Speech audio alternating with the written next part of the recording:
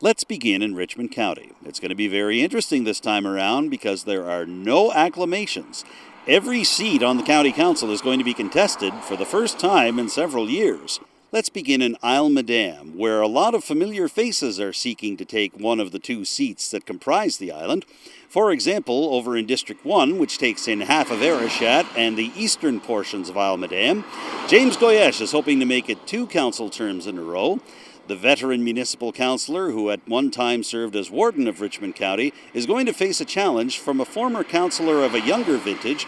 That's Rod Samson. He served in the former District 2 from 2012 to 2016. He will be facing Goyetche as well as newcomers to the municipal election scene, first-time candidates Brandon Boudreau and Shawn Samson. Over in District 2, Alvin Martel is not reoffering. He has hung up his skates after a 16-year term on municipal council, so he's going to be leaving behind a gap that could be filled by another former municipal councillor. That would be Jerry Bork, who used to serve in the former District 4, taking in West Arishat and the surrounding communities. Ironically, Bork was defeated by Martel in the 2004 municipal election. Bork will take on 2 newcomers to the municipal scene, Carolyn Clackdoyle and Michael Digdon. In District 3, there's going to be a contest for the first time in 8 years.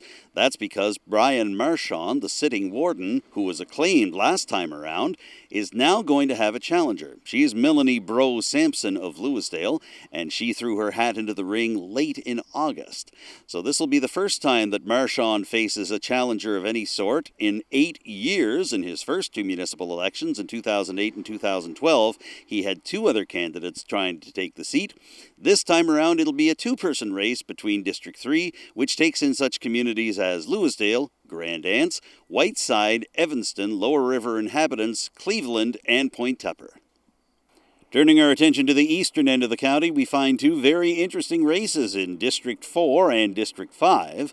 In District 4, which takes in St. Peter's, River Bourgeois, and the surrounding communities, you find veteran councillor Gilbert Boucher heading up against first-time candidate Amanda Mombourquette. Boucher has taken this riding 3 times, and the River Bourgeois resident is hoping for a 4th. However, he'll get a strong challenge from Mombourquette, the former executive director of the Strait Area Chamber of Commerce, a longtime business owner in the region, and a longtime board member for the Village on the Canal Association. They know her well in District 4, and she's hoping that name recognition can carry her over the top as she takes on a veteran councillor. Meanwhile, over in District 5, incumbent councillor Jason McLean is hoping to hang on to the district that he won in 2016, a district that takes in such communities as his native Lordways, as well as Forshoe, Framboys, Loch Lomond, Johnstown, Irish Cove, Red Islands, and Bear Head. McLean is hoping to fend off a challenge from newcomer Brent Sampson, also from Lordways. Here in Port Hawkesbury, there's another incumbent leader hoping for re-election on October 17th. That's Brenda Chisholm-Beaton. She was acclaimed to the mayor's post in 2016. She was elected to town council for the first time in 2012. Despite having a challenger this time around, we'll have more on him in just a moment or two, Mayor Brenda Chisholm-Beaton is hopeful that the developments that have taken place in the town over the past 4 years will help her get over the finish line for a second term as mayor in mid-October. Now this time around, Brenda Chisholm-Beaton does have a challenger for the mayor's chair in Port Hawkesbury. His name, Archie MacLachlan. This is his first crack at elected politics on the municipal, provincial, or federal level, but he does have some name recognition in these parts because he usually is found over here. Archie MacLachlan is the union president for Local 972 of Unifor, which oversees most of the employees at the Point Tupper Mill, now known as Port Hawkesbury Paper. So MacLachlan is hoping that name recognition can help expand on what has so far been a quiet election campaign in Port Hawkesbury and help him to mount a strong challenge to Brenda Chisholm-Beaton in October. In addition to the race for the mayor's chair, there's also a high likelihood of some new faces on Port Hawkesbury Town Council this fall. That's because while there are 4 council seats available, there are only 3 incumbent councillors from the last term who are reoffering. They are Hughie McDougall and Mark McIver, 2 council veterans who have served at many times during the past 25 years, and Blaine McQuarrie, who was elected in a special election to fill a town council vacancy in late 2018. Joining them on the ballot, which is including an e-ballot and a phone ballot this time around in Port Hawkesbury, are 4 people who have never secured a council seat, including 2 newcomers who have never run in an election before. They are Jason O'Coin and Paula Hart. We're also seeing some returning candidates from previous elections.